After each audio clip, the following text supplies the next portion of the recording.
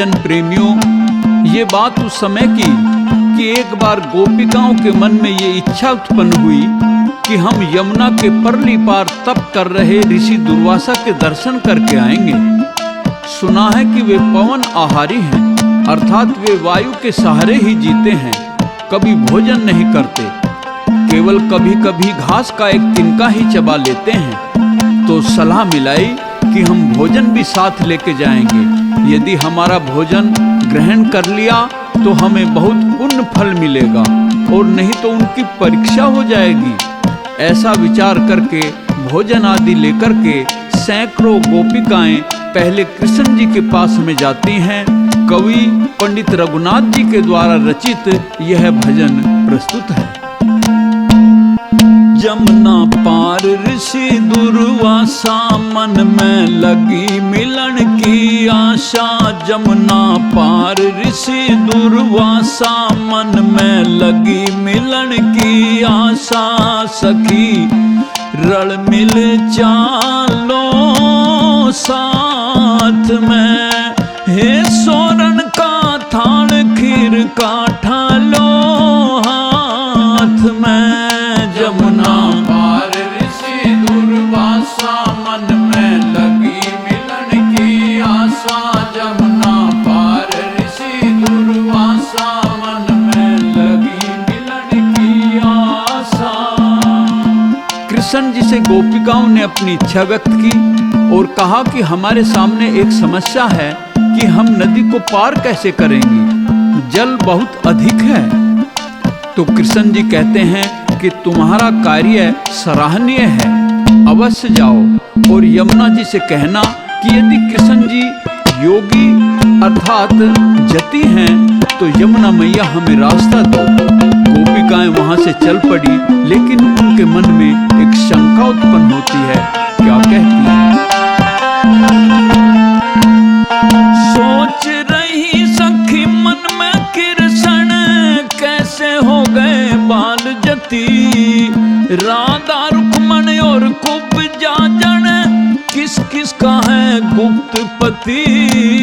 राधा रुक्मण और कुब जाजन, किस किस का है गुप्त पति। मती आज चक्रागी से मारी, जा जमुना तै अरज गुजारी। मती आज चक्रागी से मारी, जा जमुना से अर्ज गुजारी। मैया अर्ज करें पर भात में, सोरन का थाल खीर का ठालिया हाथ में। यमुना पार ऋषि दुर्वासा। तो फिर गोपिकाओं ने सोचा कि चलो आज कृष्ण जी की भी परीक्षा हो जाएगी। तो यमुना के कंठारे पर जाकर के क्या अरदास लगाती हैं?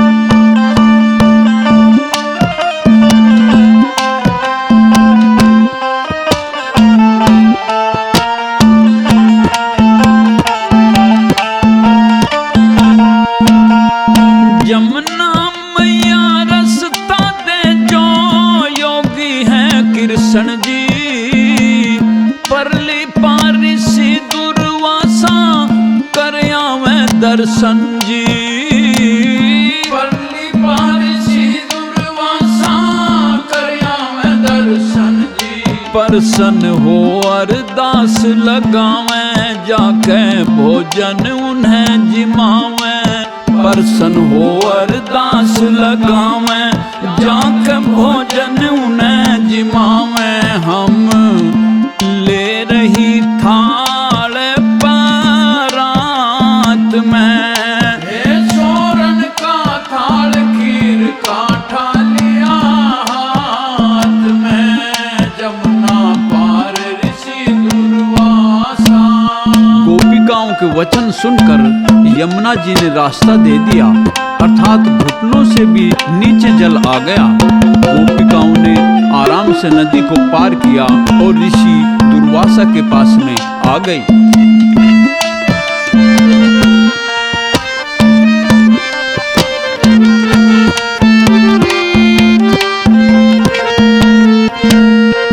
वचन श्री कृष्ण जी के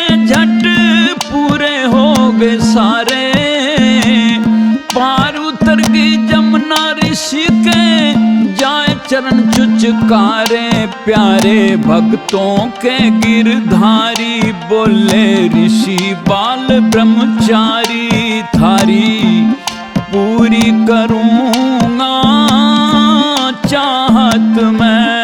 यमुना पार ऋषि दुर्वासा। गोपिकाओं ने ऋषि दुर्वासा को शीश नवाकर प्रणाम किया और फिर प्रार्थना की कि आप हमारा भोजन ग्रहण करिए।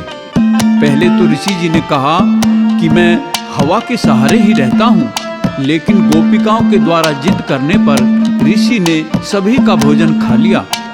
फिर गोपिकाओं ने कहा कि ऋषि जी अब हमारे यमुना पार करने का यत्न भी बनाओ। तो ऋषि ने पूछा कि आपने आते समय क्या किया? तो गोपिकाओं ने बताया कि कृष्ण जी ने ऐसा ऐसा कहा था तो हमें यमुना ने रास्ता दे दिया था। तो ऋषि दुर्वासा ने कहा कि ठीक है, आप यमुना से कहना कि यदि ऋषि दुर्वासा पवन आहारी हैं तो यमुना मैया हमें रास्ता दो। तो गोपिकाओं ने ऐसा ही किया। दे रस्ता जमुना माई जो पवन आहारी दुर्वासा, कह रघुनाथ शरण में आई पूरी कर मैया आशा। कह रघुनाथ शरण में आई पूरी कर मैया आशा। रासा कटे आज बंधन का, सत्य वचन हुई आनंद नंदन का। रासा कटे आज बंधन का, सत्य वचन हुई आनंद नंदन का। कोई फर्क मिला ना बात में, सोरन का थाल खीर का ठालिया हाथ में। जमुना पार ऋषि दुर्वासा, मन में लगी मिलन की आशा। जमुना पार ऋषि दुर्वासा, मन में लगी मिलन की आशा। सखी रण मिल चालो साथ में, हे सोरण का थाल खीर का ठालिया हाथ में। जमुना पार ऋषि दुर्वासा।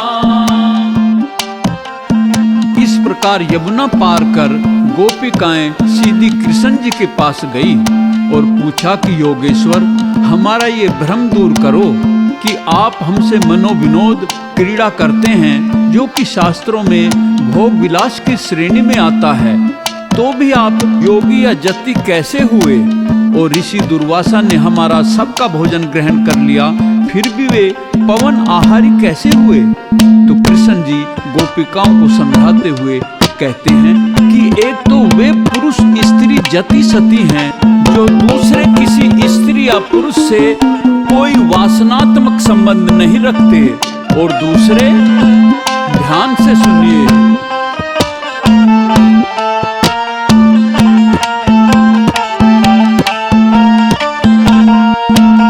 जो नार पराई ना तकते वे भी होते हैं मर्द जति, जो गैर मर्द ना चित्त में धरती वे भी होती नार सती। जो गैर मर्द ना चित्त में धरती, वे भी होती नार सती। व्यक्ति जो और के काज संवारण कर दे अपने हित का त्यागन, व्यक्ति जो और के काज संवारण कर दे अपने हित का त्यागन। कोई दोष न गात उदात में, हे सोरन का थाल खीर का ठालो हाथ में। जमुना पार ऋषि दुर्वासा। और कृष्ण जी फिर कहते हैं कि अब अपने दूसरे प्रश्न का भी उत्तर सुन लो। मैं तुमसे मनोविनोद या रास करता हूँ, यह केवल और केवल तुम्हारी इच्छा के लिए करता हूँ, इसमें मैं तन या मन से लिप्त नहीं होता। ऐसे ही ऋषि दुर्वासा ने भी तुम्हारी इच्छा के लिए, तुम्हें प्रसन्न करने के लिए निर्लिप्त भाव से भोजन किया है। तो निर्लिप्त अर्थात कामना रहित कर्तव्य कर्म से मनुष्य की महानता में दोष नहीं लगता।